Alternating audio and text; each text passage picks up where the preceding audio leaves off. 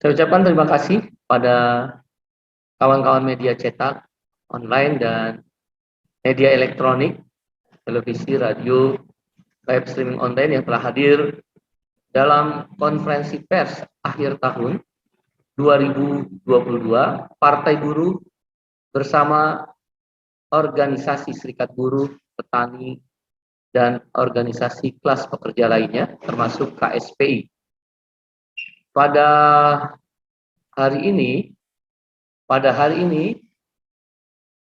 Partai Buruh dan organisasi Serikat Buruh dan kelas pekerja akan menyampaikan catatan akhir tahun selama tahun 2022, dan juga tentu kita akan sampaikan outlook yang ingin diperjuangkan oleh Partai Buruh bersama organisasi Serikat Pekerja, Petani, dan kelas pekerja lainnya.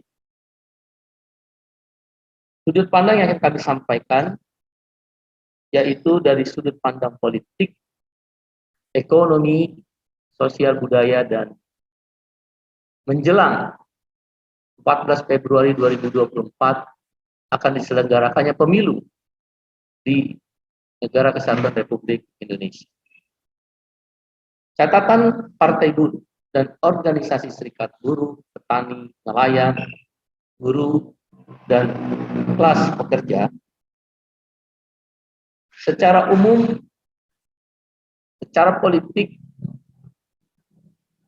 dan menjelang pelaksanaan pemilu 14 Februari 2024, Partai Buruh dan kelas pekerja berpendapat situasi masih terkendali, aman, dan kondusif.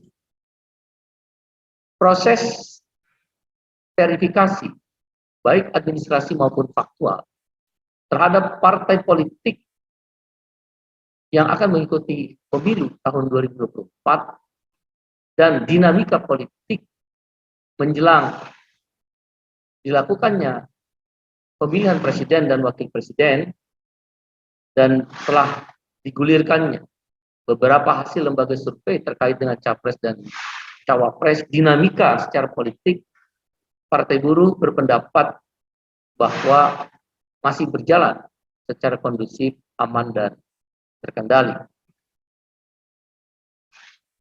Setidak-tidaknya dari kelas pekerja, yaitu buruh, petani, nelayan, miskin kota, miskin desa, buruh migran, pekerja rumah tangga, guru dan tenaga honorer, buruh informal, ibu jamu gendong, tukang becak, supir angkot, supir bis, supir truk, trailer, tukang ojek, mama-mama, pedagang sayur di Indonesia Timur, pedagang kaki lima, pelaku multi-level marketing, UMKM, dan juga kelompok rakyat jelata, gelandangan pengemis, juga kelompok kaum muda, anak milenial, dan generasi Z, olahragawan dan seniman juga yang tergabung di dalam kelas pekerja. Kami berpendapat dinamika situasi politik di Indonesia, termasuk jelang pemilu 2024, diawali dengan verifikasi administrasi dan verifikasi faktual terhadap partai politik yang akan ikut dalam pemilu 2024, Partai Buruh dan organisasi Serikat Pekerja dan kelas pekerja berpendapat berjalan damai, aman, dan tertib. Tentu verifikasi untuk partai politik parlemen, non-parlemen, maupun partai politik baru bukan sesuatu yang mudah. Dari awal Partai Buruh berpendapat tidak perlu dilakukan verifikasi faktual. Oleh karena itu langkah hukum diambil oleh Partai Buruh di tahun 2022 ini dengan mengajukan judicial review terhadap Undang-Undang Pemilu terkait verifikasi, di mana Partai Buruh meminta kepada Majelis Hakim Mahkamah Konstitusi untuk membatalkan terhadap perbedaan atau perlakuan yang berbeda antara partai parlemen dan partai non-parlemen maupun partai baru dalam verifikasi. Partai Buruh tidak setuju perbedaan itu karena mendiskriminasi dan mencederai demokrasi. Kalau memang dilakukan verifikasi administrasi, maka semua partai, parlemen, non-parlemen maupun partai politik baru cukup verifikasi administrasi, tidak perlu verifikasi faktual. Ada beberapa pertimbangan yang dilakukan oleh partai buruh terkait itu. Yang pertama, untuk rasa keadilan. Yang kedua, untuk menghindari praktek-praktek pertemuan antara penyelenggara pemilu di tingkat daerah, bukan di tingkat pusat. Di tingkat daerah, KPUD maupun Bawaslu daerah, dengan partai politik calon peserta pemilu, tidak terjadi tatap muka atau ada satu pertemuan, ada satu kegiatan yang mengakibatkan hal-hal yang tidak kita harapkan, seperti dugaan kecurangan, dugaan-dugaan perlakuan yang tidak adil, dugaan-dugaan politik uang, dan lain sebagainya. Dari awal partai buruh berpendapat demikian. Verifikasi administrasi penting, dan itu sangat penting menurut partai buruh. Karena verifikasi administrasi untuk memastikan bahwa satu partai politik di seluruh Indonesia harus dicerminkan dalam sisi kewilayahan, sisi kepengurusan, dan sisi keanggotaan. Itu penting. Dan itu bukan pekerjaan yang mudah. Catatan 2022, hanya satu partai politik yang secara murni di awal verifikasi administrasi yang lolos tanpa perbaikan verifikasi administrasi, yaitu PKB. 8 partai politik parlemen, 6 partai politik non-parlemen, dan beberapa partai politik baru di tahap awal tidak ada yang lolos verifikasi administrasi. Semua melakukan perbaikan. Karena tidak mudah. Misal persyaratan keanggotaan terkait dengan KTP, itu akan dilihat usia, pekerjaan, PNS, TNI, Polri tidak boleh. Itu juga dilihat tidak boleh ganda eksternal, tidak boleh juga ganda internal. Sulit sekali itu KTP. Dan sistem KPU canggih. Kami berpendapat bagus sistem KPU, IT KPU itu canggih dan berkeadilan. Nggak ada bisa orang berbuat apapun. Karena itu kan ketahuan nanti ganda eksternal. Si Ali misal, seorang anggota partai buruh, bisa juga tercatat KTP-nya di partai A, di partai B. Itu tidak mudah, sangat sulit sekali. Belum lagi mencari persyaratan keanggotaan 1000 KTP atau 1/1000 dari jumlah penduduk. Sangat sulit. Belum lagi di tingkat kecamatan yang diwajibkan harus ada kepengurusan.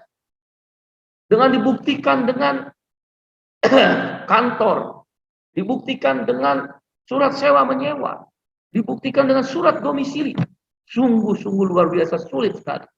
Saya pernah pergi ke Bern di Jerman dan juga di Berlin waktu itu untuk melihat bagaimana proses sebuah partai politik untuk ikut menjadi peserta pemilu. Sangat mudah. Jerman loh. Jerman negara yang sangat ideal untuk dijadikan contoh dalam sebuah sistem demokrasi. Mudah sekali. Misal waktu itu saya pergi ke satu, saya lupa, di satu negara federal, Jerman kan federasi, negara federal. Saya bertemu dengan para peminum bir. Mereka berkata, wali kota negara federal itu melarang minum bir di tempat-tempat umum. Mereka, para peminum bir di Jerman biasa kan, minum bir dalam hal-hal waktu tertentu. Para peminum bir itu berkumpul. Kita harus bikin partai. Betul ini. Kita harus bikin partai karena para peminum bir. Ayo kita daftarkan. Dinotariskan, cukup didaftarkan. Anggotanya sekian, pengurusnya sekian-sekian.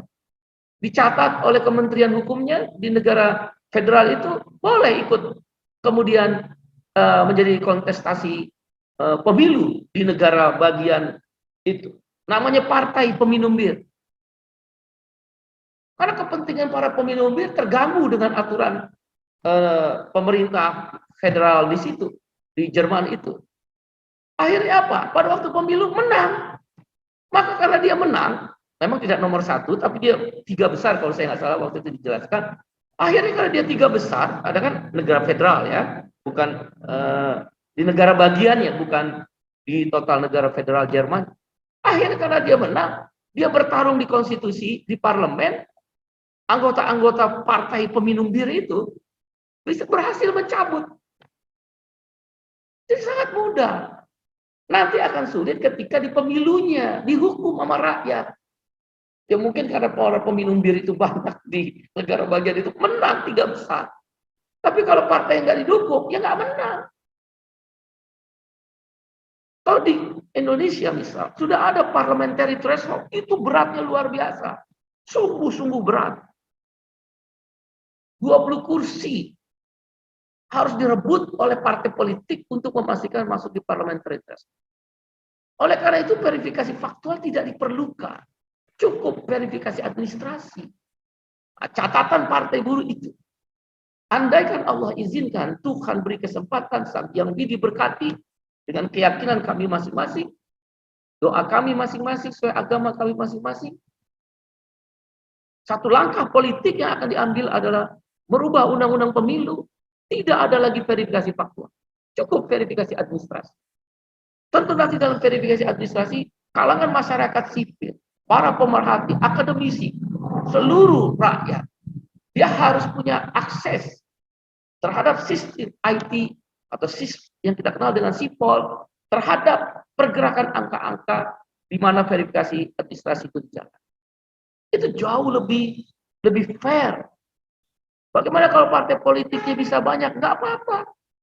Nanti akan dihukum di pemilunya. Paling cuma 10 atau 20, kan ada parliamentary threshold. Itulah cara menentukan suara rakyat itu di parliamentary threshold. Ini udah verifikasi administrasi susah, verifikasi faktual sangat-sangat susah. Ya teman-teman masyarakat sipil kan nggak ngerasain susahnya. Bagaimana partai buruh, apalagi kami kan partai tanpa uang, boleh diperiksa. Kami patungan, iuran, diperlakukan dengan cara-cara yang sulit. Sakit hati kalau tiba-tiba dituduh, tuduhan apapun ya. Terus terang, masa kami akan sakit hati sekali. Nah, lebih baik nggak usah verifikasi faktual itu. Nah, itu catatan kami. Cukup verifikasi administrasi. Itu penting. Nanti yang masuk parlemen ada parliamentary threshold. Itu pun partai buruh berpendapat angka 4% sudah terlalu besar. Sebaiknya diturunkan. Atau kalau nggak mau parliamentary threshold, ada istilah Sambus Accord. Kan kita pernah menggabungkan suara partai tertentu bila mana tidak memenuhi syarat sehingga suara partai itu tidak hilang. Misal parliamentary threshold diputuskan 4% dari total suara sah nasional atau 20 kursi. Nah yang di bawah itu dia bisa Sambus Accord, merger menjadi fraksi tertentu. Jadi suara rakyat tidak hilang. Itu catatan politik penting. Setelah partai buruh sebagai parpol baru mengikuti proses-proses daripada verifikasi. Catatan kedua terhadap politik, nanti kami akan sampaikan terhadap sosial, ekonomi, dan juga tentu isu perburuhan. Catatan kami yang kedua, kami berpendapat KPU pusat dan seluruh jajaran di bawah, KPUD provinsi dan KPUD kabupaten kota, begitu pula Bawaslu pusat dan Bawaslu provinsi, Bawaslu kabupaten kota, partai buruh berpendapat sudah bekerja seoptimal mungkin sesuai dengan undang-undang dan aturan-aturan yang dibuat. Misal PKPU. Partai buruh berpendapat sudah bekerja dengan baik. Karena kami rasakan betapa sulitnya penerapan undang-undang verifikasi administrasi, verifikasi faktual diawasi oleh Bawaslu. Setiap mereka memverifikasi faktual ke kecamatan atau kabupaten kota, itu ada Bawaslu. Dan sidang-sidang untuk mendapatkan MS atau memenuhi syarat di provinsi, itu didahului dengan di kabupaten kota. Jadi, tidak mungkin yang didapat oleh partai buruh, yang di kabupaten kota ke MS, kemudian di MS kan di provinsi. Partai buruh belum menemukan itu. Kami di semua kabupaten kota dinyatakan MS. Dan sidang itu terbuka. Dan di provinsi baru menyatakan MS juga. Dan rekapitulasi di KPU pusat itu hanya rekapitulasi dari semua provinsi. Itu ada juga menyatakan MS. Sepanjang kabupaten kota MS, provinsi juga MS memenuhi syarat, MS itu memenuhi syarat, dan di KPU pusat direkapitulasi memenuhi syarat. Proses itu berjenjang dan terbuka. Sehingga kami berpendapat apa yang dan semua Bawaslu ikut dalam proses-proses itu. Tentang ada hal-hal teknis, kami bisa maklumi. Kalau Anda ikut sebagai peserta pemilu, itu betapa sulitnya. Harus hati-hati KPU dan Bawaslu itu ketika memutuskan sidang-sidang pleno MS. Tentang kemudian di KPUD provinsi atau KPUD kabupaten kota, terjadi perbedaan pandangan atau perbedaan pendapat di tingkat komisioner, itu wajar, dibenarkan. Prinsipnya 5 dari komisioner KPUD provinsi, 5 komisioner KPUD kabupaten kota, ketika bersidang harus minimal 3 menyatakan MS, baru dinyatakan MS plenonya. Tentang ada 5, 1 menyatakan tidak setuju dengan keputusan pleno, itu sah. Jangan kemudian membuat manuver. Itu kami nggak setuju. Kami ini peserta pemilu sakit. Betapa sulitnya itu. Jangan gara-gara 1 kemudian dituduh ada sesuatu yang tidak benar. Lo 4 udah ikut tanda tangan kok. Perbedaan antara 1, 4 atau 2, 3 komisioner di KPU ini saya rasa itu demokratis. Oleh karena itu kami berpandangan Partai Buruh dalam catatan politik 2022, kerja KPU dan KPUD provinsi serta KPUD kabupaten kota maupun Bawaslu pusat dan Bawaslu provinsi dan Bawaslu kabupaten kota telah bekerja dengan baik, benar, profesional, dan sesuai mekanisme undang-undang pemilu serta aturan-aturan yang telah dibuat dalam bentuk misal PKPU atau peraturan Bawaslu. Nah, oleh karena itu beri kesempatan kepada 17 partai politik yang telah sah dinyatakan sebagai peserta pemilu 2024. Ya, mudah-mudahan Partai Buruh juga berdoa, mudah-mudahan Partai Umat juga bisa lolos. Biarlah Partai Buruh dari awal dan sudah mengajak koalisi masyarakat sipil, seluruh rakyat, ayo dukung Partai Buruh. Ketika judicial review di MK, nggak perlu itu verifikasi faktual. Sayangnya kami tidak mendapatkan dukungan. Kami berjuang sendiri, akhirnya kalah di MK. Andaikan dari awal, dari hulunya kita perbaiki, mungkin di hilirnya akan lebih bersih airnya. Tapi kalau dihantam di hilir, tidak melihat bagaimana susah payahnya penyelenggara pemilu dan partai politik yang diverifikasi, tentu kawan-kawan akan bisa memahami situasi. Susah. Sakit hati rasanya kalau dituduh macam-macam. Karena kami bekerja sungguh-sungguh. Biarlah nanti di pemilu rakyat yang memutuskan. Yaitu parliamentary threshold. Bahkan kalau perlu diperbolehkan stambus accord. Sebelum dilakukan pemilu, partai-partai tertentu merasa perlu merge dalam suaranya, bukan partainya, suaranya. Yang disebut stambus accord. Bantu di hulunya, bukan dikritik di hilirnya. Itu pandangan partai. Tentu Partai Buruh berterima kasih kepada seluruh koalisi masyarakat sipil dan seluruh masyarakat yang peduli terhadap proses pemilu ini untuk terus bersikap kritis. Tapi juga perlu dipandang kerja-kerja keras partai politik yang mengikuti proses verifikasi itu. Dan cover both side itu menjadi penting dalam pemberitaan dan dugaan-dugaan itu.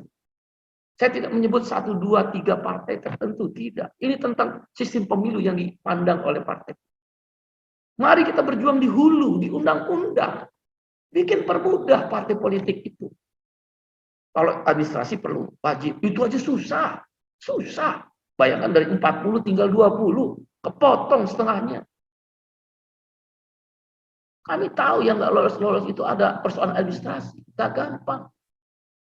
Nah, harusnya di sini kami berharap tadinya.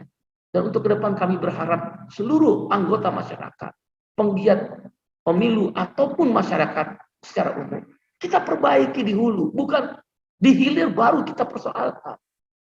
Capek dan susah. Kami nggak punya uang.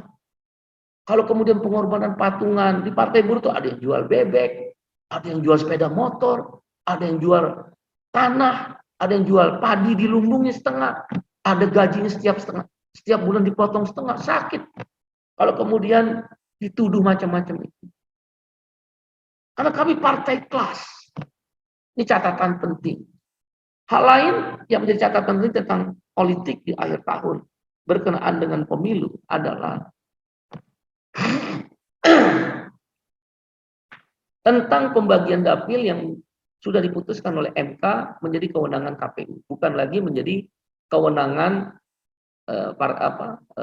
pemerintah dan DPR dalam bentuk undang-undang.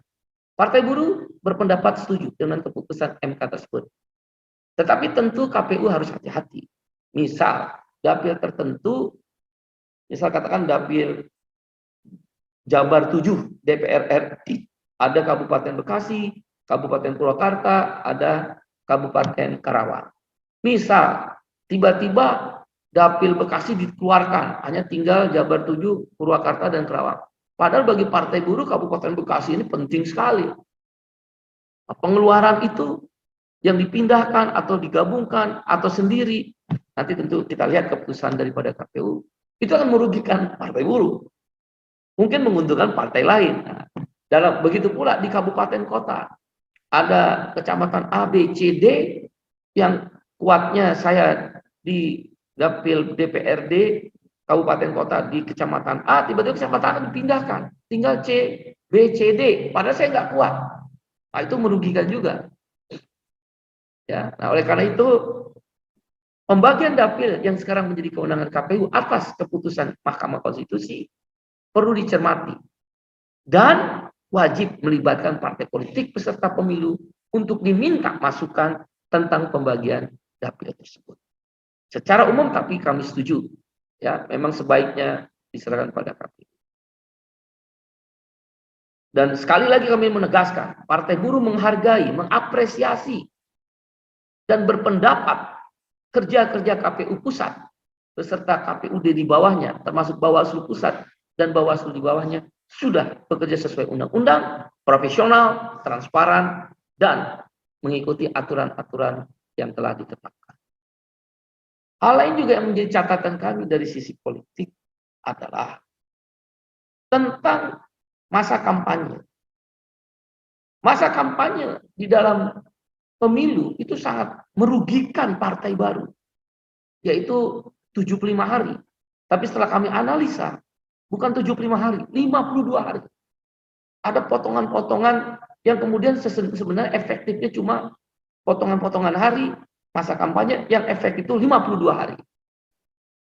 Oleh karena itu, Partai Buruh akan mengajukan judicial review terhadap masa kampanye ini.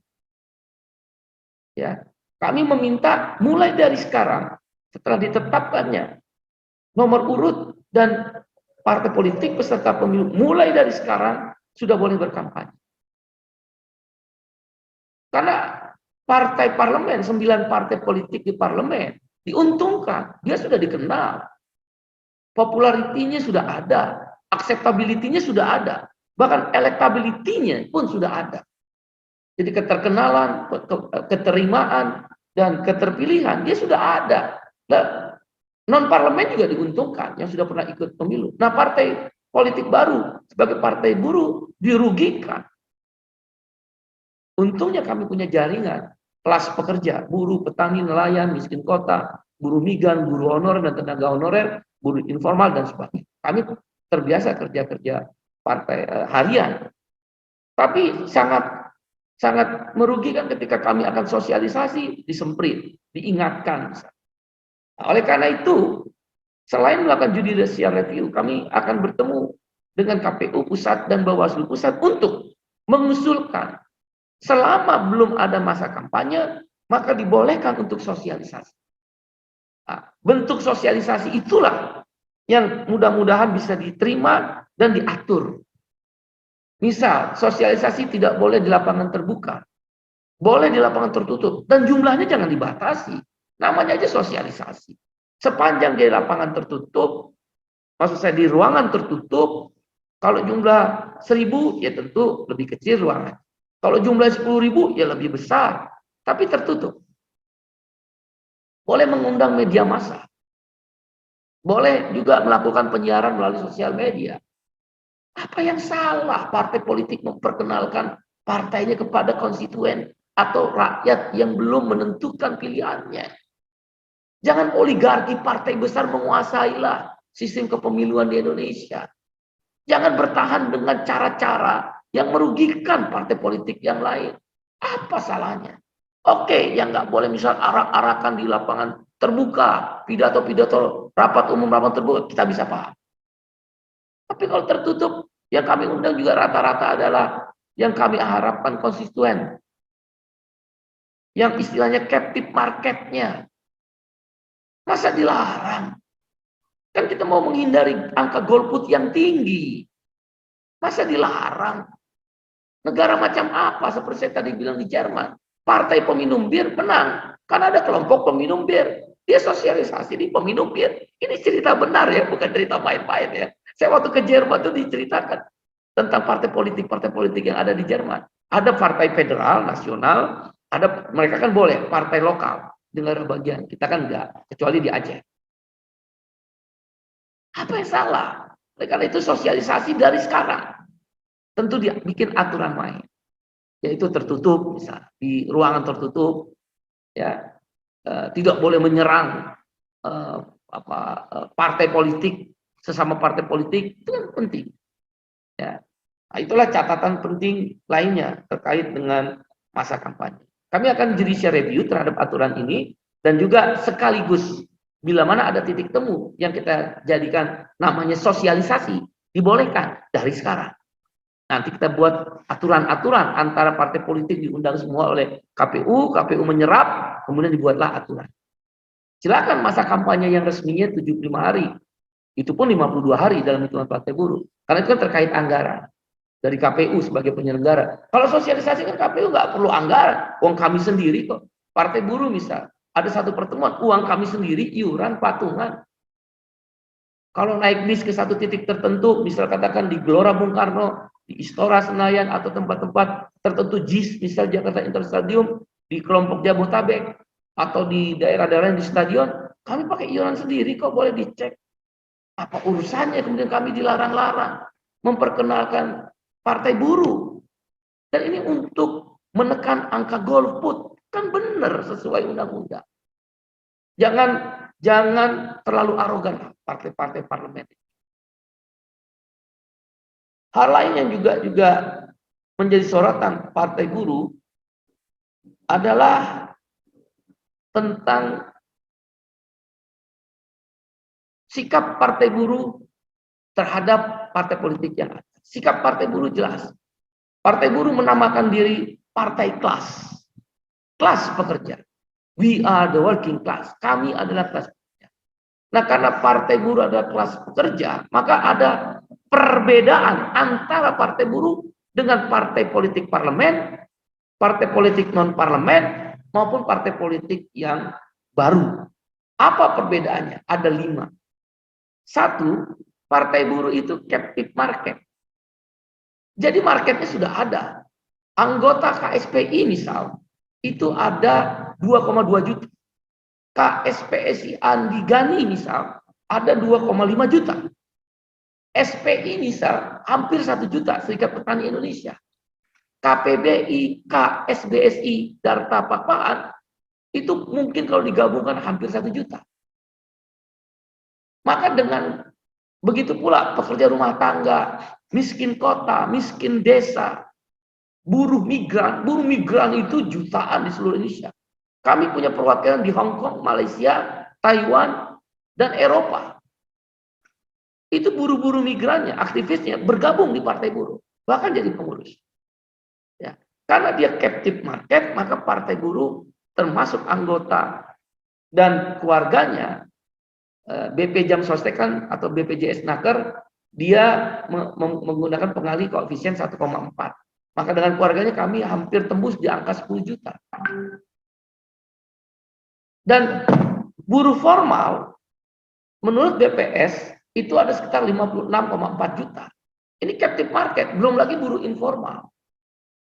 Ya, yang kami sebut ojek online, pedagang pasar, multi level marketing, UMKM, mama-mama pedagang sayur di Indonesia Timur, ibu-ibu jamu gendong, supir angkot, supir bis. Kami juga adalah konstituennya disabilitas, anak-anak milenial, anaknya dari buruh. Jangan dipikir milenial dan Gen Z itu sendiri. Dia anak dari buruh, anak dari petani, anak dari nelayan, anak dari buruh migran. Kami akan konsolidasi melalui bapak ibunya. Kita akan jelaskan susahnya bapak ibunya melahirkan mereka, mendidik mereka, bisa bersekolah itu. Supaya mereka paham. Supaya suaranya bisa sama dengan bapak ibunya yang kelas pekerja itu. Nah, karena captive market, maka partai buruh mempunyai satu target, yaitu lolos parliamentary threshold 4% dari suara sah nasional. Kira-kira sekitar 6-7 juta suara sah nasional. Kalau dikonversi di DPR RI 20-25 kursi di DPR RI. Yang kedua, ciri pembeda dengan partai lain. Partai buruh itu segmented issue. Nggak ada partai politik yang berjuang upah. Nggak ada partai buruh. Waktu saya pergi ke Bundestag. Bundestag itu parlemennya Jerman. DGB, Konfederasi Serikat Buruh Jerman, itu selalu pendukung SPD. Partai Sosial Demokrat Jerman. Karena pendirinya, salah satu unsur pendiri dari SPD, partai SPD adalah DGB. Seperti juga Kongres Serikat Buruh Inggris, dia adalah penentu utama, inisiator pendiri daripada partai buruhnya Inggris. Itu di Bundestag di Jerman, DPR di Jerman. Saya lihat sebelum spring wages, sebelum musim spring wages increase ya, sebelum terjadi negosiasi kenaikan upah di musim semi, kan mereka di musim semi, sekitar Maret April, itu parlemen kalau di kita misal kabupaten, kota, distrik ya, kalau misalnya distrik di provinsi ya, kemudian di nasional itu rame tentang upah. Itu anggota-anggota parlemennya SPD ngomongin upah, bertarung dengan anggota parlemennya CDU-CSU. Die Linke juga partai komunis ya, partai kiri di Jerman. Mereka juga bertarung bersama SPD untuk meminta upah layak. Nah di sini nggak ada.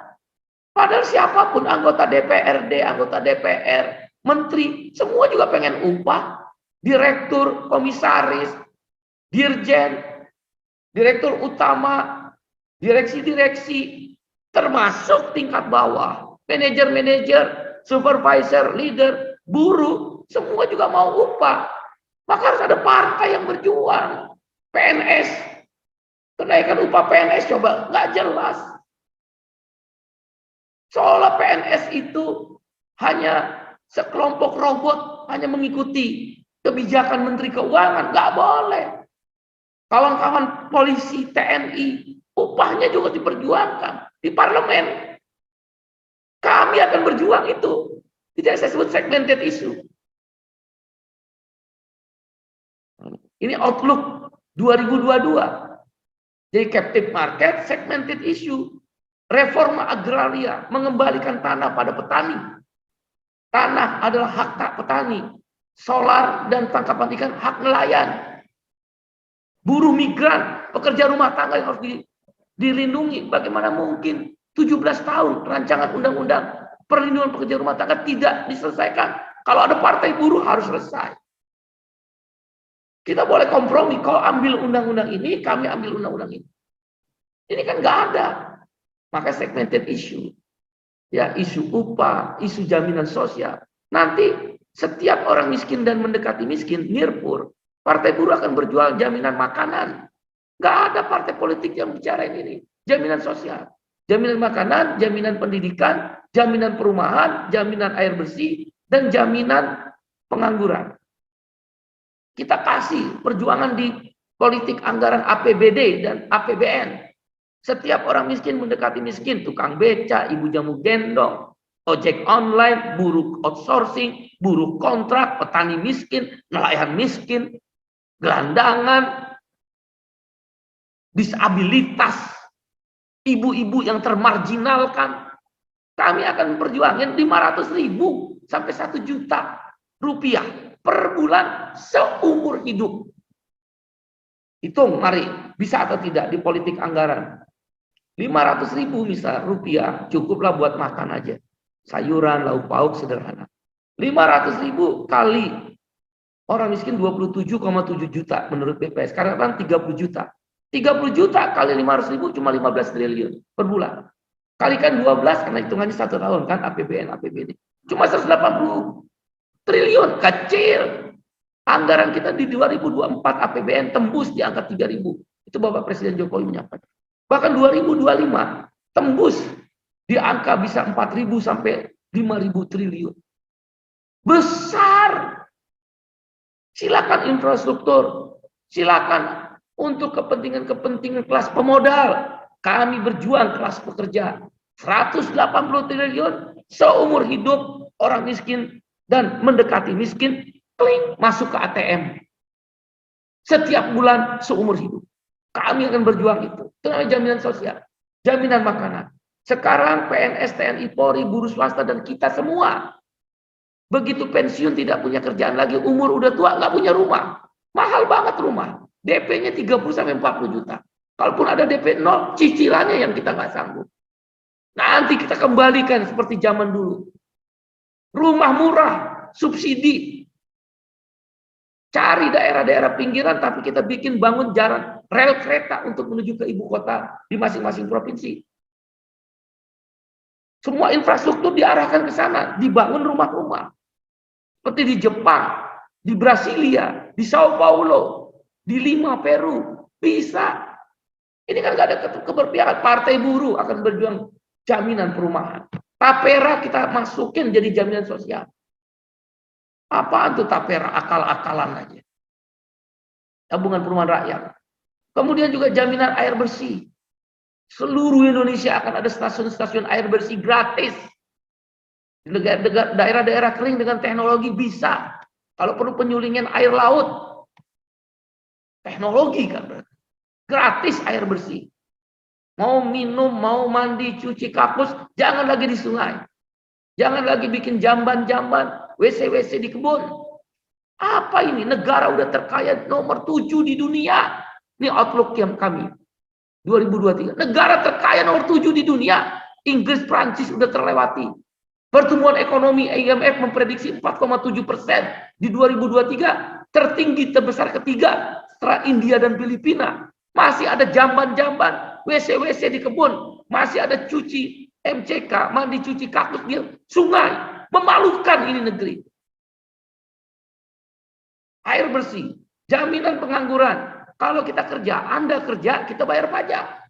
Kalau kita udah pensiun, kita udah tua, negara bayar kita. Atau kita di PHK. Bentuknya apa? Jaminan pengangguran. Saya ILO Governing Body. Saya salah satu pengurus Badan Perserikatan Bangsa-Bangsa PBB. Di seluruh dunia, ketika partai buruh atau sosial demokrat atau sosialis pekerja di Amerika Latin berkuasa, maka ada namanya jaminan pengangguran. Kita bikin jaminan pengangguran. Sistem iuran. Sebagian dibayar buruh yang masih bekerja, dibayar pengusaha, dan negara bayar. Kayak model BPJS. Jaminan kesehatan BPJS itu kami yang berjuang. Bersama parlemen saat itu sebagian. Konsep-konsep itu dari kami. Saya ada buku kami tulis di situ. Bukan yang nyombongin. Untuk menggugah kesadaran rakyat. Bukan menyombongin. Partai ini harus untuk kelas rakyat kecil. Kita ambil kekayaan negara. Dalam prinsip negara kesejahteraan itu. Redistribusi kekayaan yang adil dan merata. Kau boleh kaya. Tapi jangan miskinkan kami. Jaminan sosial. Makanan. Haram hukumnya orang kelaparan di negeri yang kaya. Nomor 7 di dunia. Haram hukumnya orang miskin di negeri yang kaya. Nomor 7 di dunia. Jaminan makanan, jaminan perumahan, jaminan air bersih, jaminan pengangguran, terakhir jaminan pendidikan. Bila perlu yang kami perjuangkan, ada klaim-klaim dari partai tertentu BPJS, kami kelas pekerja turun ke jalan, bahkan kami mau dipenjara waktu itu. BPJS yang hadir hari ini, perjuangan kami kelas pekerja untuk rakyat, khususnya rakyat kecil. Buruh, petani, nelayan, miskin kota, buruh migran, PRT, pekerja yang perempuan yang termarginalkan. Partai akan lebih kuat. Dulu dengan Komite Aksi Jaminan Sosial, kami bisa berjuang BPJS. Bukan BPJS gratis, menambah biaya untuk PBI. Yang disebut gratis apa? Pembiayaan BPJS itu hanya dua, BPJS Kesehatan ya. Satu sistem iuran, dua sistem pajak.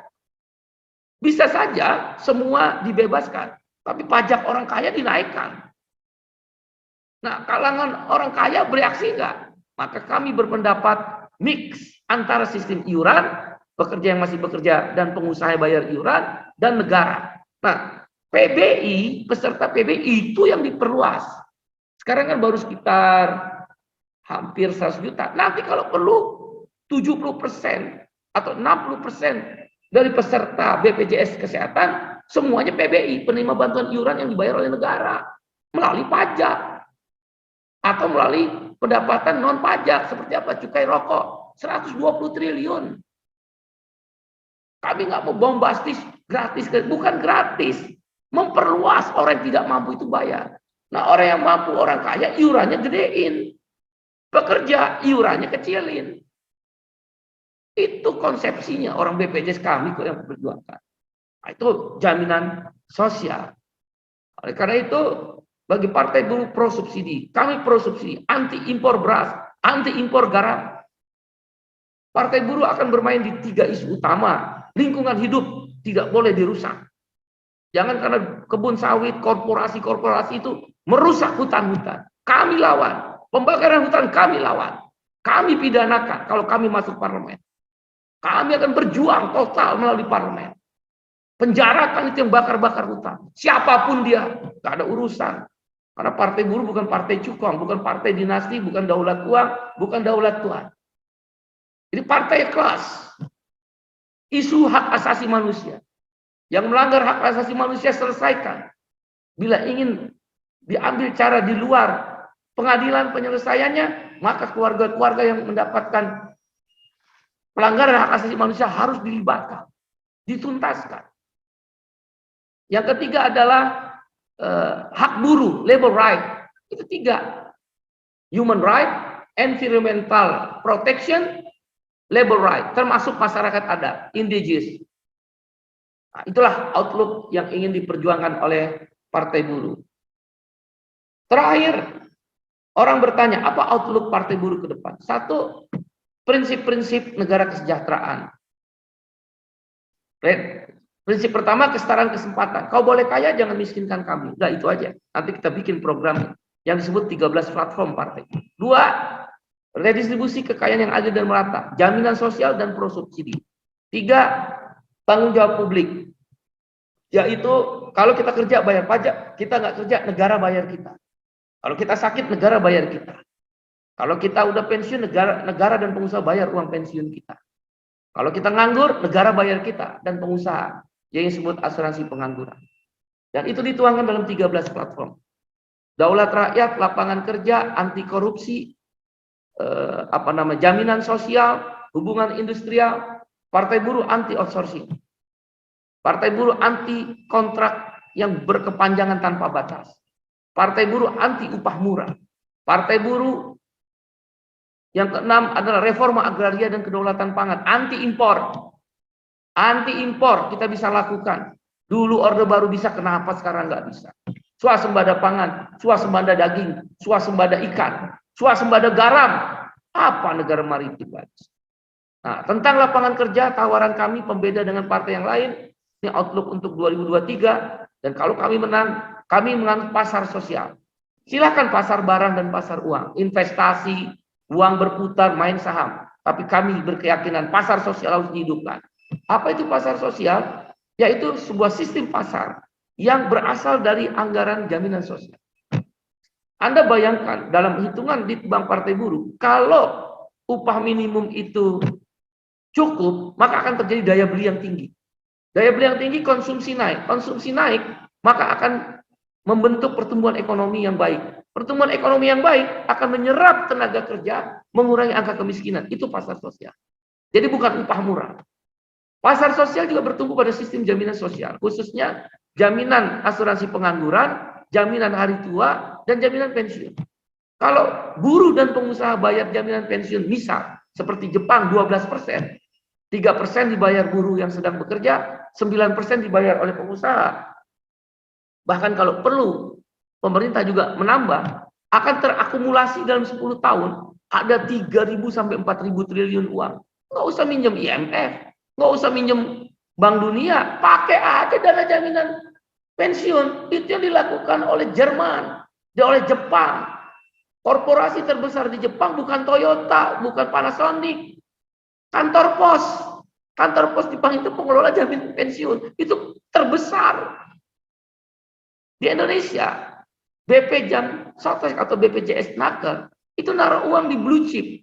Kalau uang buruh kan itu ditarik dari saham-saham blue chip, rontok ini pasar saham. Tapi ketika uang buruh itu ditaruh di blue chip, saham-saham blue chip dan investasi lain, nggak ada sesuatu yang kami dapat kecuali bunga sedikit lebih tinggi dari deposito. Tapi lapangan kerja nggak tercipta. Nggak ada upaya-upaya PHK dari, oke, kamu pakai uang ini, kami tanam, misal bank tertentu, ini kami taruh nih, 20 triliun. Yo, bank langsung bengkak, CAR-nya naik.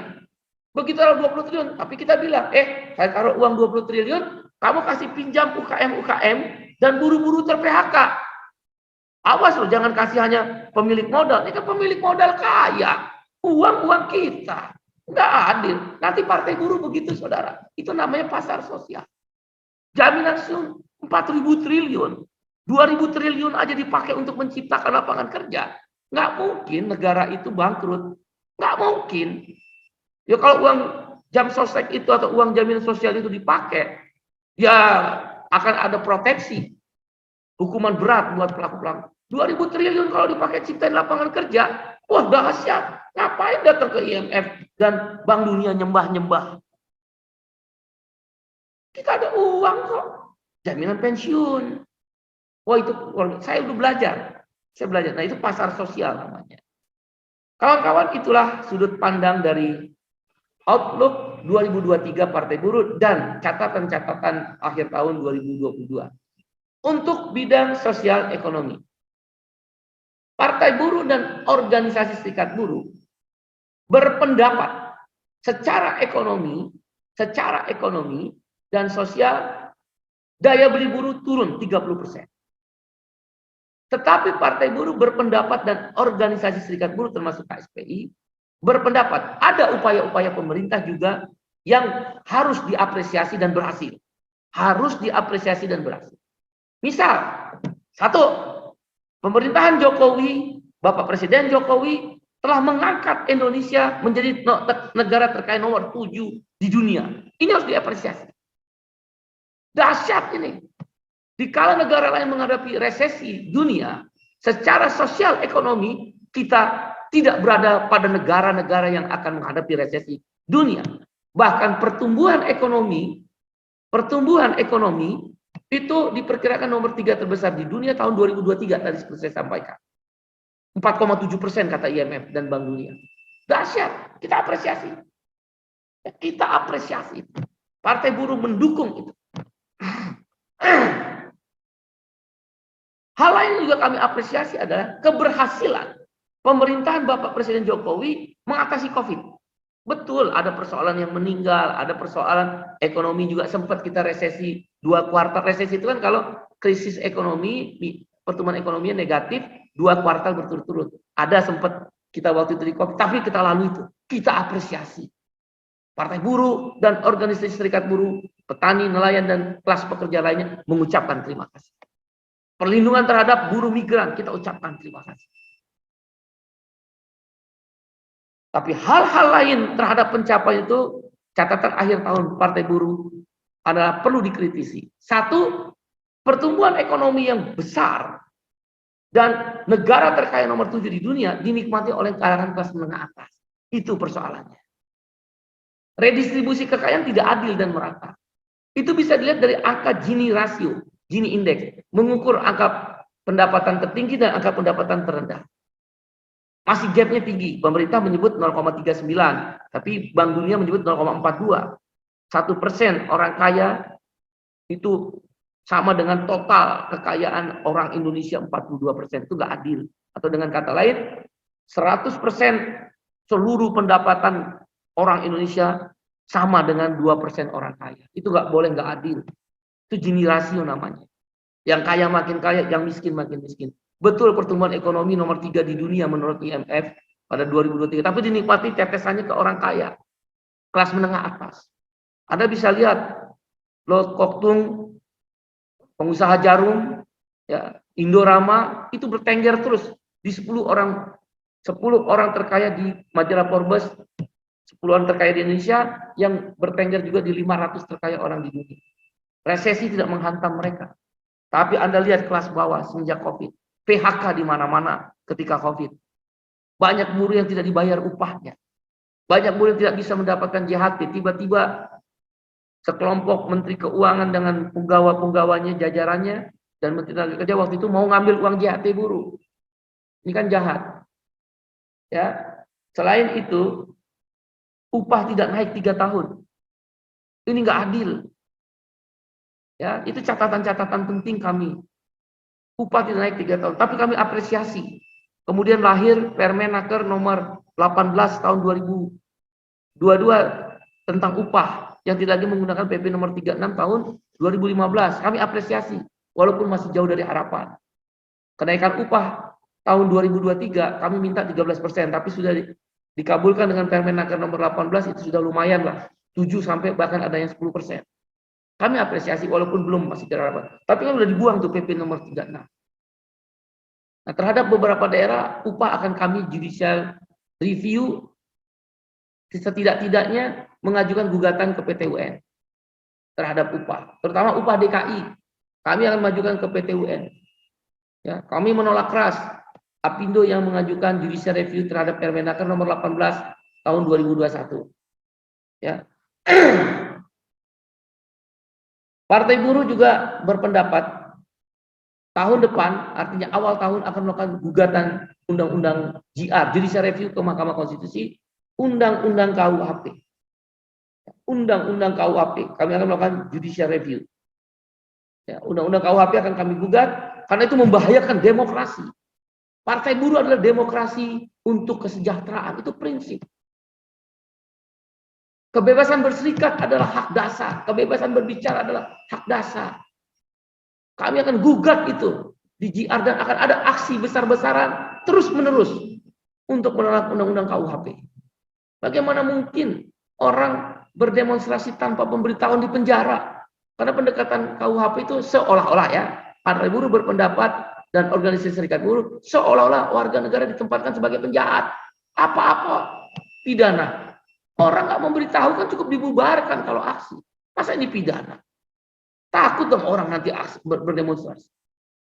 Dalam undang-undang KUHP juga pasal karet menghina atau mencederai seorang presiden, penjara. Kecuali di saat unjuk rasa. Ya bagaimana menjelaskan itu? Bahwa itu tidak menghina atau menghina. Merugikan presiden. Presiden itu manusia biasa. Kita harus tempatkan beliau sebagai orang terbaik dari Republik ini, siapapun presidennya. Sisi kemanusiaannya. Saya ingat benar Pak Presiden Jokowi ketika di sosmed dikata-katain oleh seorang anak kecil, dipanggil oleh beliau, dinasehatin. Itu sisi kemanusiaan. Kita bangga punya presiden seperti itu. Ada sisi kemanusiaannya. Dia bukan tembok yang nggak bisa dikritik. Saya ingat juga waktu mural di Tangerang. Kan aparat keamanan menangkap-nangkapi orang yang buat mural. Presiden bilang, jangan.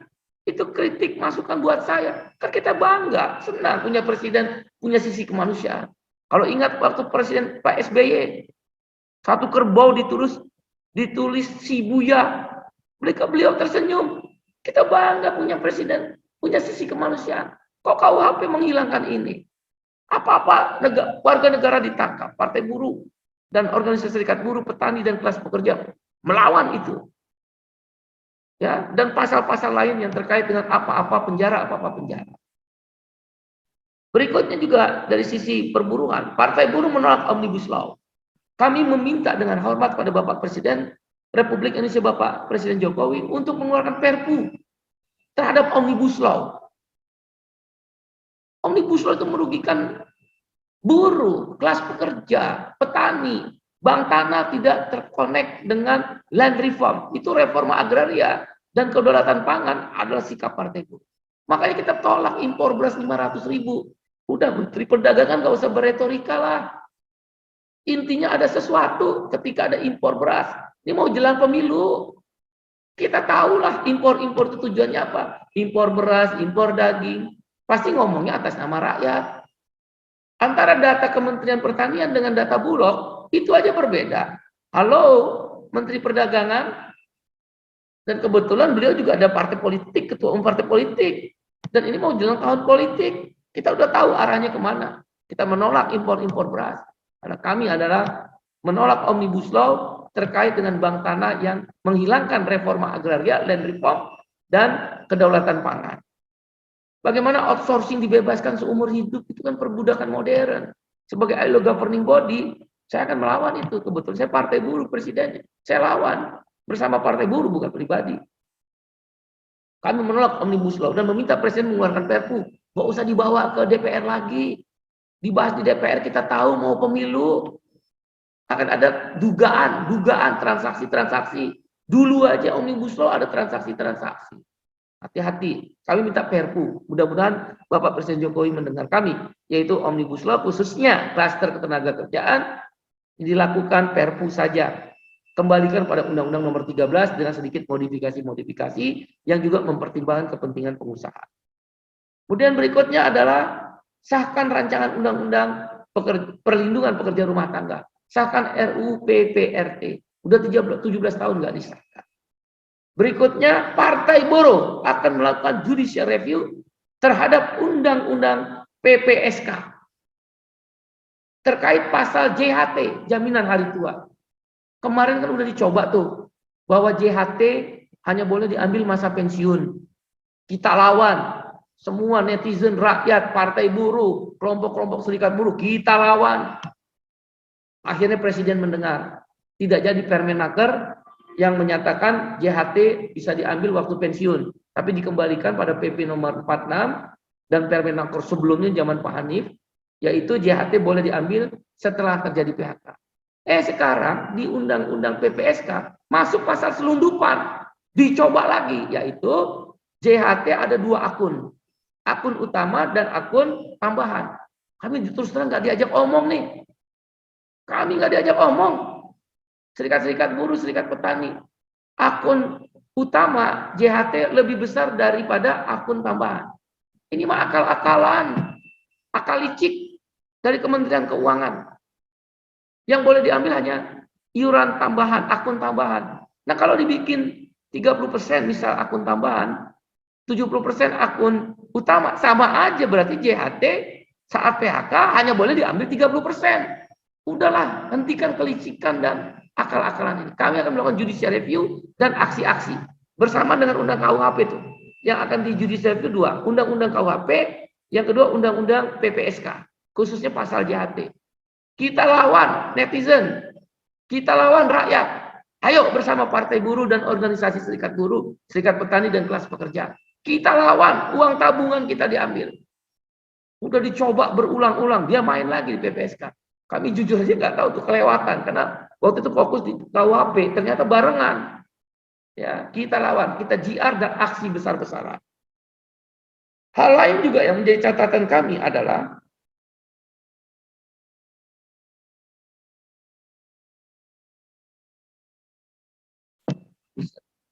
yaitu terkait dengan persoalan reforma agraria dan juga terkait dengan undang-undang yang merugikan kelas pekerja, yaitu Undang-Undang Minerba dan Undang-Undang Tenaga Listrik. Kami akan melakukan judicial review juga terhadap hal itu. Untuk outlook ke depan 2023 terhadap isu ketenagakerjaan, Partai Buruh menginginkan keluarnya Perpu Omnibus Law, khususnya klaster tenaga kerjaan dan klaster yang terkait dengan bank tanah. Yang kedua, Partai Buruh akan melakukan beberapa judicial review undang-undang diiringi aksi besar-besaran. 1, Undang-Undang KUHP, 2, Undang-Undang PPSK, dan meminta disahkan segera Undang-Undang PPRT. Dan juga meminta upah dikembalikan kepada Undang-Undang Nomor 13 2003 Permenaker nomor 18 pintu masuknya, karena dia pakai alfa. Harusnya nggak usah pakai alfa, sesuai PP nomor 78 aja, inflasi plus pertumbuhan ekonomi.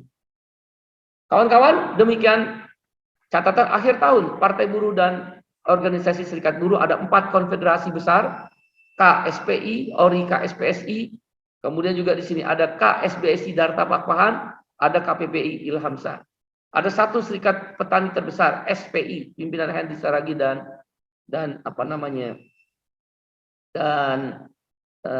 Ruli. Outlook 2022 kami juga meminta tidak ada kriminalisasi petani, kembalikan hak-hak rakyat. Petani Pasaman Barat diancam, dipenjarakan, sekarang sudah sidang, padahal mereka mempertahankan tanah mereka. Kami akan melakukan perjuangan kelas di situ. Ya.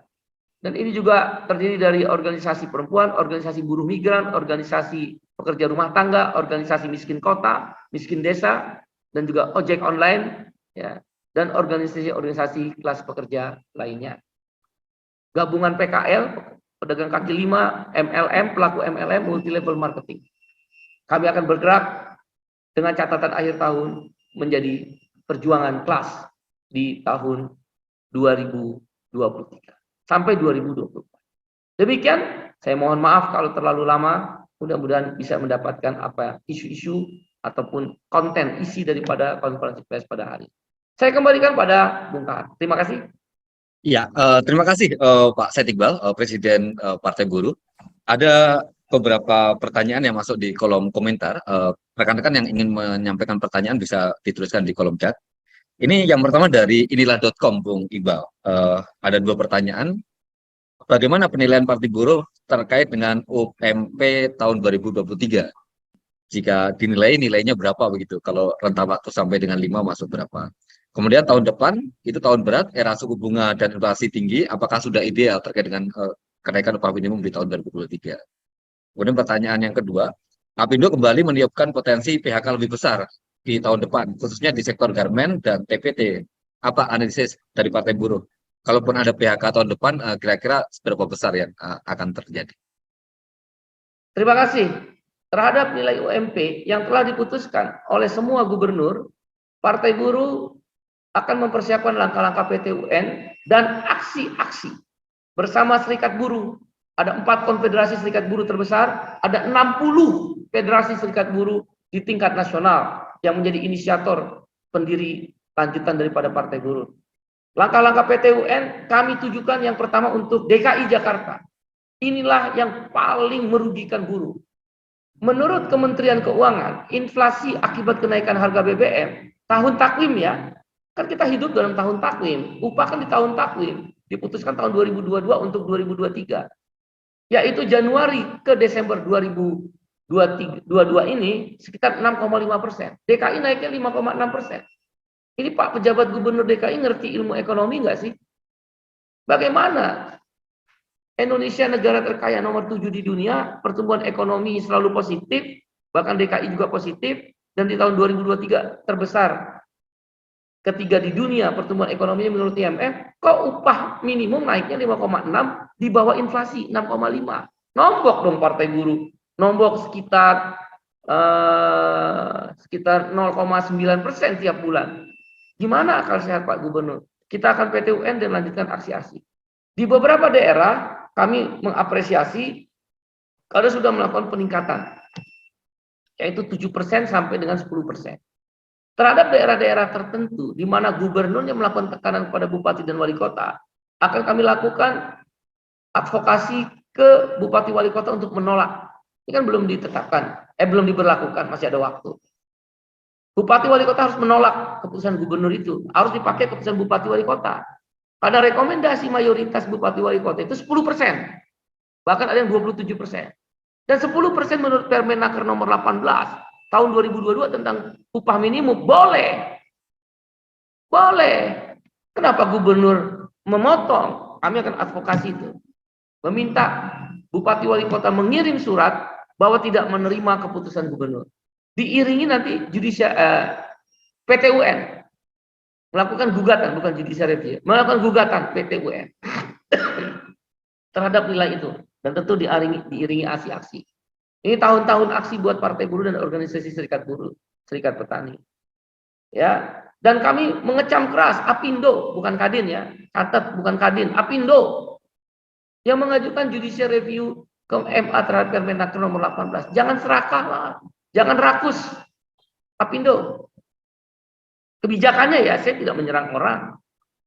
Anda udah 3 tahun buruh itu tidak naik upah, 3 tahun nggak naik upah. Bagaimana mungkin sekarang Anda ketika ekonomi Indonesia secara makro nomor 7 di dunia, pertumbuhan ekonomi positif terus, nggak ada negatif. 2023 bahkan diprediksi 4,7%, masih positif nomor 3 di dunia setelah India dan Filipina. Logika apa yang Anda pakai?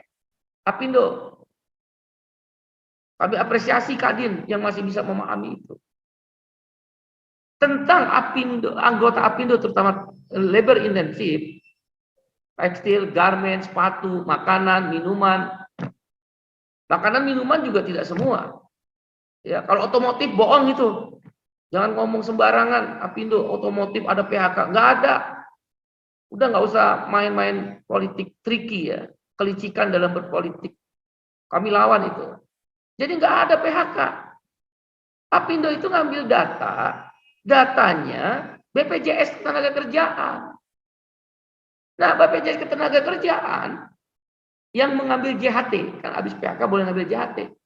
Bisa saja dia di PHK-nya 3 tahun yang lalu, baru diambil sekarang. Bisa juga 2 tahun yang lalu, 1 tahun yang lalu, atau tahun ini. Jangan diakumulasi, yang katanya jumlahnya 919 orang. Jangan licik dalam menyajikan data. Data itu harus diajikan sempurna. Baru kita nilai, kita duduk dialog. Betul, terjadi penurunan order, terutama yang multinasional company, karena saya kan ILO governing body. Di Geneva, di Paris, di London, di Milan, memang saya lihat di Sydney, itu penurunan. Banyak toko-toko H&M, Uniqlo, ya, Toray, Secret Victoria, Puma, Adidas, Nike, emang banyak ada yang tutup.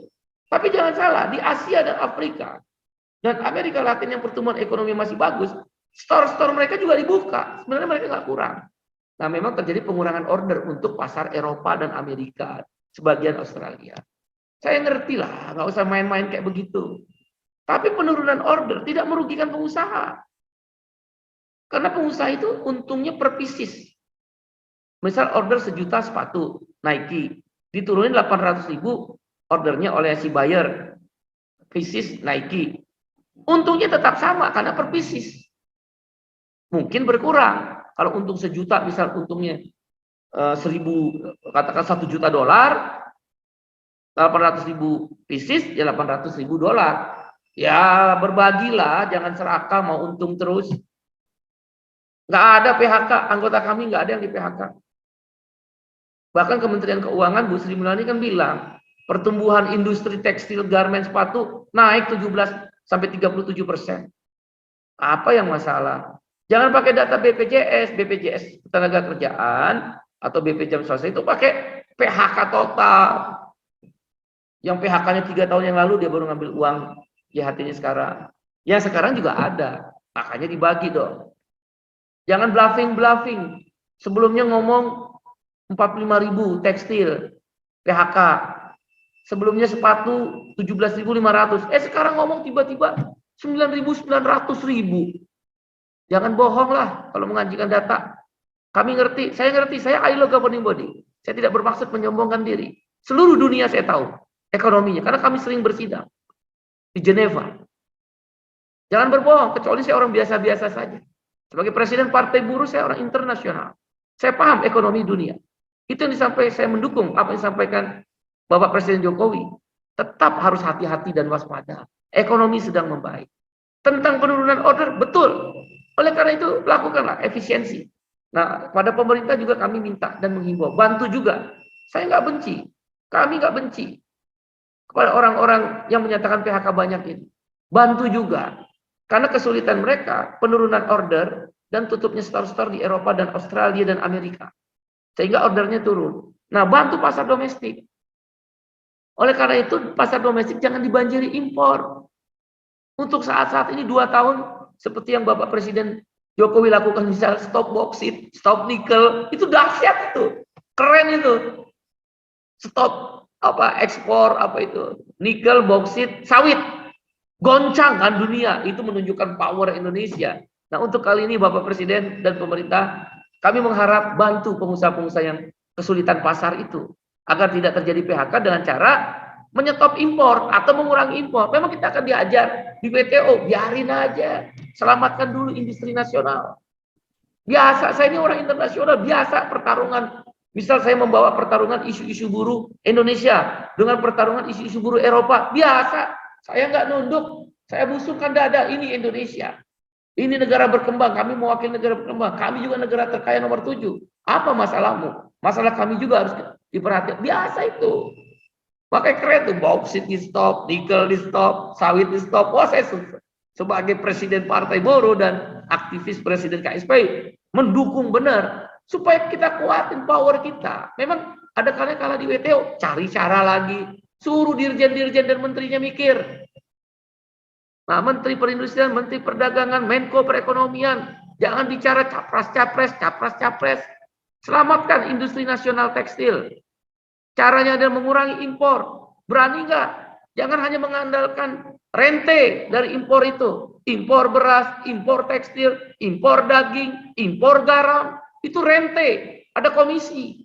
Udahlah, nggak usah bohong-bohongan. Apalagi kami sekarang udah masuk politik. Ngerti yang kayak begitu. Kami serukan pada pemerintah, khususnya menteri-menteri. Presidennya aja berani kok. Kenapa menteri-menteri jadi penakut gitu? Takut rente, nggak dapat lagi komisi. Anda tanya.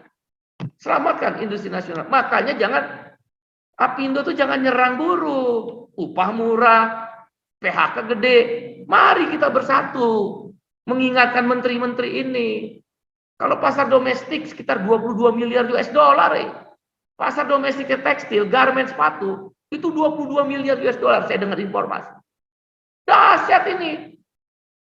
Makanya impornya jangan banyak. Kita kejar tuh Menteri Perdagangan. Kita kejar tuh Menteri Perindustrian, Menteri BKPM, Menko Perekonomian. Ayo kita bersatu pengusaha. Jangan Anda minta upah murah, PHK. Ya kami lawan. Nah, kira-kira demikian. Ya, pertanyaan selanjutnya, ini bocoran calon presiden yang akan diusung oleh Partai Buruh, itu siapa, Pak Presiden Partai Buruh? Partai Buruh belum menentukan siapa calon presiden dan calon wakil presiden. Tetapi pasti akan sebagai sebuah partai politik akan kami putuskan pada waktunya. Hal-hal demikian akan dilakukan dalam rapat kerja nasional pertama Partai Buruh. Teman-teman media tentu kami harapkan bisa hadir. Rapat kerja nasional Partai Buruh 14 Januari 2023. 14 Januari 2023, 30.000 massa Partai Buruh akan berkumpul. Ada dua pilihan. Di Istora, di JIS, atau di Sport Mall Kelapa Gading. 30.000 massa Partai Buruh ya akan pembukaan Rakernas Partai Buruh. Akan dihadiri 440 kabupaten kota pimpinan Partai Buruh. 34 provinsi ditambah 4 yang baru 38. 38 provinsi pengurus Partai Buruh akan hadir. Kita akan bersama membuka Rakernas pada tanggal 14 Februari. Ada 3 pilihan, Istora Senayan, Sport Mall Kelapa Gading, dan juga di JIS, Jakarta International Stadium. Selain itu, Rakernas juga akan membahas tadi, salah satunya Capres dan Cawapres yang akan diusung oleh Partai Buruh. Yaitu pada Rakernas pada tanggal sidang-sidangnya 15 sampai 16 Januari. Dan pada tanggal 17 sampai 19 Januari 2023 dilakukan pembekalan pemenangan Partai Buruh. Partai Buruh mentargetkan, karena belum mendiskusikan Capres-Cawapres, mentargetkan internal partai 4% suara sah nasional, 6 sampai 7 juta suara. Dengan titik tumpu 5 provinsi. Jawa Barat target kami adalah 2 sampai 3 juta suara. DKI 500.000 sampai 1 juta suara. Jawa Timur 500.000 sampai 1 juta suara sah. Banten 500.000 sampai 1 juta suara. Kepri adalah 500.000 suara. Total 6 sampai 7 juta. 38 provinsi dikurang 5 berarti ada 33 provinsi lainnya kami targetkan 1 kursi masing-masing DPR RI. Dengan demikian Partai Buruh targetnya akan ada insya Allah. Jalan Tuhan, jalan Sang Hyang Widi, takdir Allah Subhanahu wa Ta'ala sesuai keyakinan kita masing-masing. Kami berkeyakinan tembus 20 sampai 30 kursi DPR RI, 5% di DPRD provinsi dan 5% di DPRD kabupaten kota dari total jumlah kursi yang tersedia. 10 bupati, wali kota atau wakilnya akan berasal dari Partai Buruh. Bahkan kami setelah adanya 4 DOB, daerah otonomi baru di Papua dan Papua Barat, kami berkeyakinan 2 gubernur akan berasal dari Partai Buruh. Setidak-tidaknya kami berkeyakinan 2 gubernur itu adalah 1 dari Sulawesi Tenggara, 2 dari Papua Tengah atau Papua Pegunungan. 2 gubernur target Partai Buruh. 10 bupati, wali kota kami menang dengan takdir Tuhan. Ya, ini partai kelas. Tadi saya bilang kan captive market, pemilih, segmented issue. Terus kami punya iuran. Anda bisa lihat kami lolos ini dengan iuran dan patungan. Miliaran tapi patungan, iuran. Ya. Dan juga kami akan mengejar kelas milenial dan Gen Z di revolusi industri 4.0 ini. Ingat, kamu itu anaknya buruh, kamu itu anaknya petani, kamu itu anak nelayan. Jangan ulangi nasib bapak ibumu. Akan masuk tuh. Kami tawarkan pasar sosial. Kamu bekerja di alam yang begitu bebas. Hutan belantara, revolusi industri 4.0. Kamu harus dilindungi, upahmu dilindungi, hubungan kerjamu harus dilindungi. Nah, isu-isu itu akan masuk. Isu lingkungan hidup. Isu anti korupsi, isu hak asasi manusia, itu akan kita jelaskan kepada kalangan milenial. Ya, itulah ciri Partai Buruh yang membedakan captive market, segmented issue, iuran, dan untuk Gen Z dan milenial dengan isu yang lebih mengena kepada mereka. Demikian.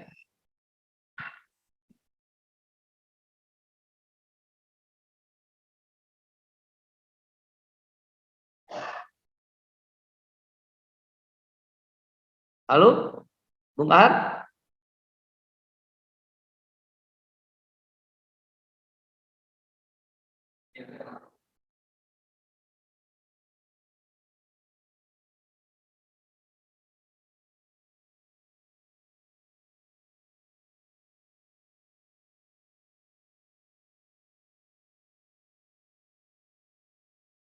Iya, Gede Bena.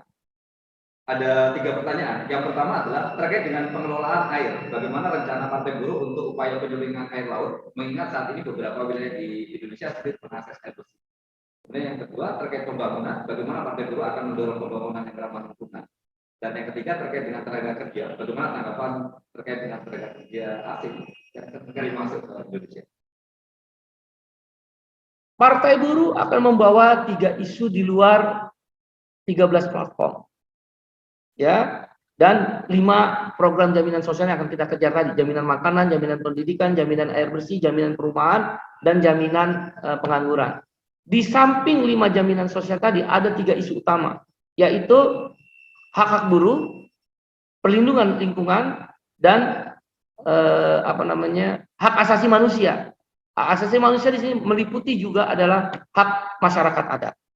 Oleh karena itu semua kebijakan dalam kebijakan Partai Buruh akan dilarikan pada sikap ini 3. Kebijakan ini melanggar hak buruh nggak? Melanggar hak asasi manusia nggak? Melanggar perusahaan lingkungan nggak? Perlindungan lingkungan tetap ada nggak? Dan masyarakat adat terpinggirkan atau tidak? Tidak boleh dia terpinggirkan masyarakat adat. Nah, air bersih pun demikian. Pertama, peningkatan reboisasi hutan. Karena air bersih bersumber dari reboisasi hutan.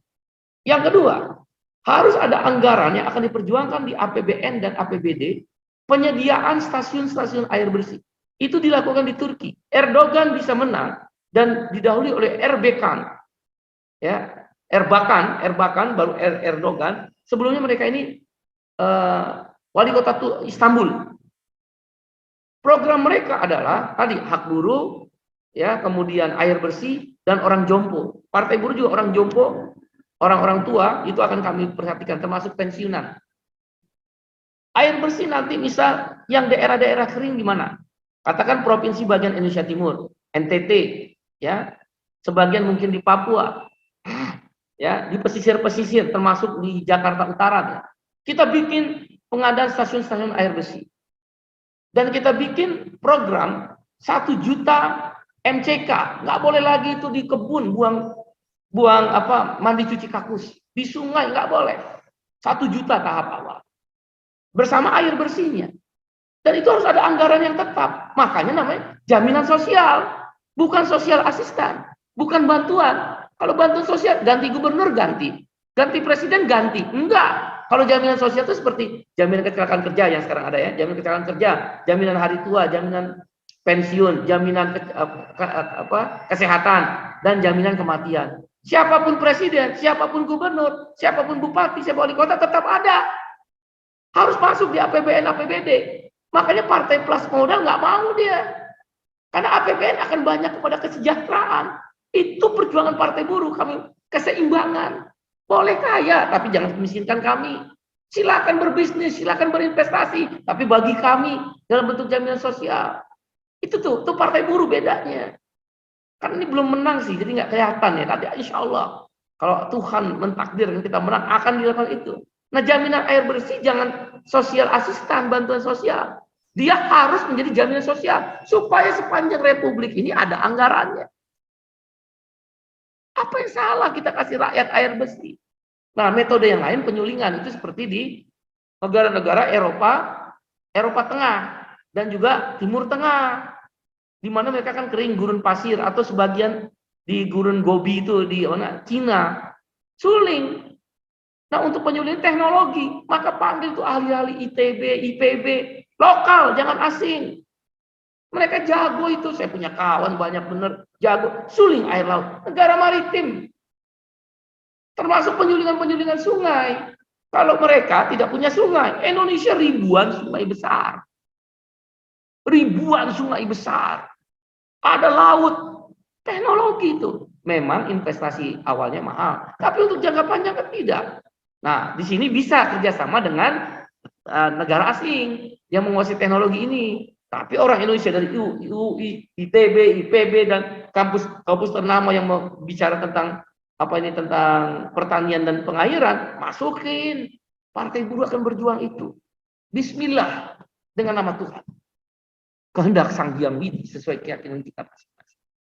Gitu. Nah, kemudian tentang tenaga kerja asing. Partai buruh tidak anti tenaga kerja asing. Kita butuh tenaga kerja asing ketika investasi mereka datang. Tapi tenaga kerja asing yang dimaksud oleh partai buruh tidak boleh untuk buruh kasar, tidak boleh untuk unskilled workers, pekerja yang tidak berketerampilan. Wong kita aja masih banyak yang nganggur, masa tukang forklift, tukang batu dari asing. Kami nggak setuju. Tapi kami setuju tenaga kerja asing masuk yang skilled workers. Demikian. Ya, terakhir, Bung Iqbal, ini dari CNN Indonesia yang menanyakan terkait dengan kebijakan soal sosialisasi dari KPU yang akan dibuat. Bagaimana sikap dari Partai Buruh terkait dengan itu? Partai Buruh menyambut baik ada ide dari KPU untuk melakukan sosialisasi partai politik di luar masa kampanye. Itu yang tadi saya bilang Partai Buruh ingin mengusulkan itu. Sosialisasi ini akan menguntungkan semua partai. Tidak hanya partai yang sudah dikenal, partai parlemen maupun non parlemen kan sudah dikenal. Partai politik baru juga akan terbantu. Kami akan mensosialisasikan partai buruh kepada minimal kan konstituen partai buruh itu captive market. Kami udah biasa daily working party. Kami biasa nanganin PHK. Kami biasa membela petani-petani yang dirampas tanahnya oleh korporasi atau oknum-oknum negara, oknum ya, bukan negara, oknum negara.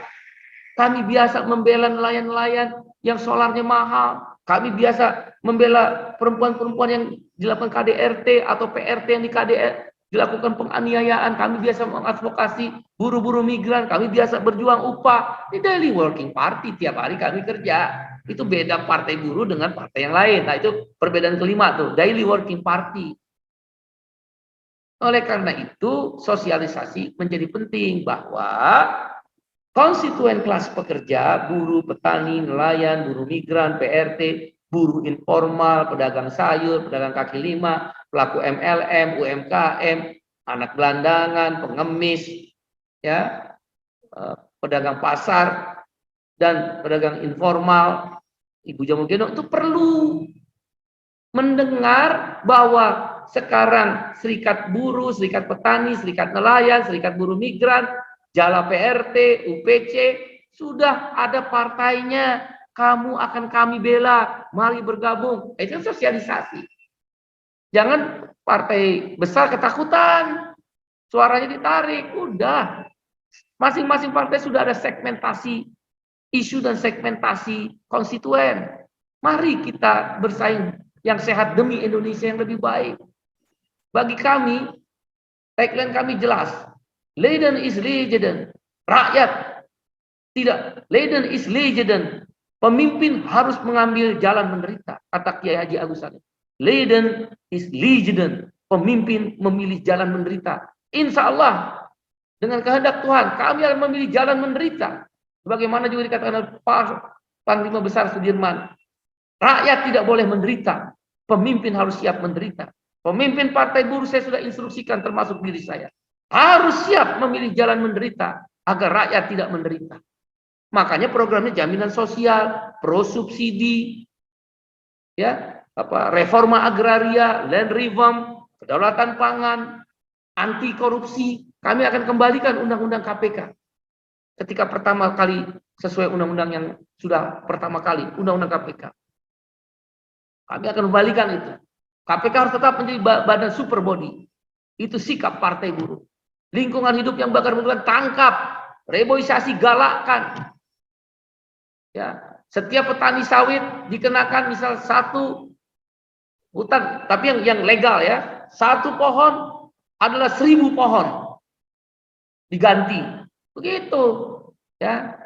Kira-kira demikian sosialisasi kami sambut baik dan tentu nanti partai-partai politik diundang oleh KPU bentuk sosialisasi dan dapil-dapil tadi yang berubah sesuai dengan keputusan KPU nanti supaya bisa didengar partai politik itu.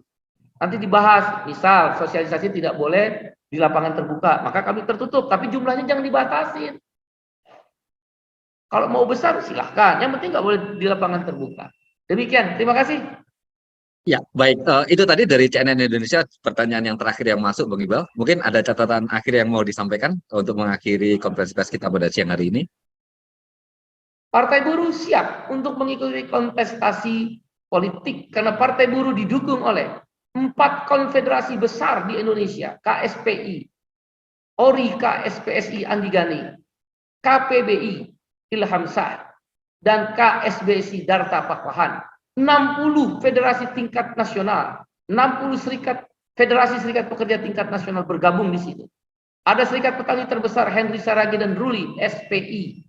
Ada Jala PRT, ada UPC, ada kelompok buruh migran, ada kelompok cendekiawan-cendekiawan yang progresif, yang menginginkan perubahan dengan tidak kepada sistem ekonomi liberal, tapi sistem ekonomi yang keberpihakan, yang kami sebut pasar sosial dan jaminan sosial.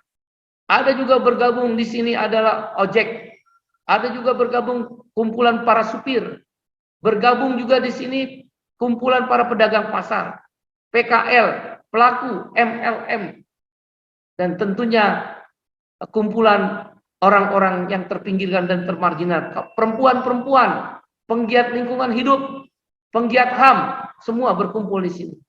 Partai buruh akan mengundang seluruh gerakan sosial, akan diundang dalam konvensi rakyat setelah Rakernas Partai Buruh pada 14 sampai dengan 19 Januari 2023 akan digelar konvensi rakyat di akhir Januari. Seluruh gerakan sosial kami undang. Selama ini yang terpecah-pecah berjuangnya, sekarang sudah ada partainya. Ini partai rakyat, partai terbuka, partai kelas. We are the working class. Dan ini partai daily working class. Ada 4 pembeda, saya tegaskan sekali lagi. Partai 5 pembeda. 1, segmented isu kelas, isu buruh, isu petani. 2, captive market, buruh, petani, nelayan, dan kelas pekerja lainnya. 3, daily working party. Partai ini kerjanya harian, belain PHK, belain perampasan tanah, dan sebagainya. 4, iuran. Kami sistemnya ada iuran dan patungan. Fundraising. 5, untuk anak milenial dan Gen Z, kami akan ambil anak-anak buruh, petani, nelayan, dan kelas pekerja. Kami bentuk jaringan, namanya adalah Orange B. Oranye itu warna partai buruh, dan B ada buruh. Orange B akan bergerak di milenial dan generasi Z. Terima kasih kawan-kawan media cetak, online, elektronik, TV, radio, dan live streaming online. Mohon maaf apabila rekan-rekan yang berkenan. Partai buruh akan bekerja dengan sungguh-sungguh. 20-30 kursi DPR RI akan kami ambil. 2 gubernur akan diambil oleh partai buruh. 10 bupati atau wali kota atau wakilnya akan kami perjuangkan. Tapi semua adalah jalan Tuhan. Karena partai buruh percaya Tuhanlah yang menentukan segala-galanya. Tuhan akan membantu, Tuhan akan menolong, Tuhan akan memberikan jalan-jalan kemudahan, membuka pintu-pintu kesulitan. We are the working class, mewujudkan welfare state, negara sejahtera. Partai buruh, kelas pekerja. Partai buruh, negara sejahtera. Partai buruh, menang. Menang. Terima kasih, saudara. Ya, terima kasih Pak Said Iqbal, Presiden Partai Buruh yang juga Presiden dari KSPI. Demikian rekan-rekan media, konferensi pers dari Partai Buruh dan Organisasi Serikat Buruh.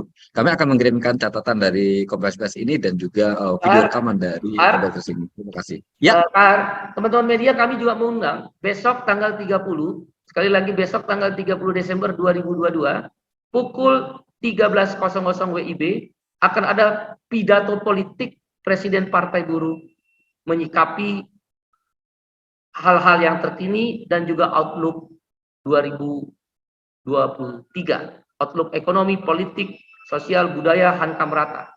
Presiden Partai Buruh akan melakukan pidato politik. Bila berkenan, kawan-kawan bisa hadir melalui Zoom dan menyimaknya. Mungkin akan ada hampir 1.000 orang dari seluruh Indonesia melalui Zoom akan ikut menyaksikan pidato politik Presiden Partai Buruh besok 30 Desember 2022 pukul 13.00 WIB. Kami mohon kawan-kawan bisa ikhlas bersedia untuk hadir. Terima kasih. Ya, terima kasih. Tadi itu adalah informasi tambahan terkait dengan agenda besok tanggal 30 Desember.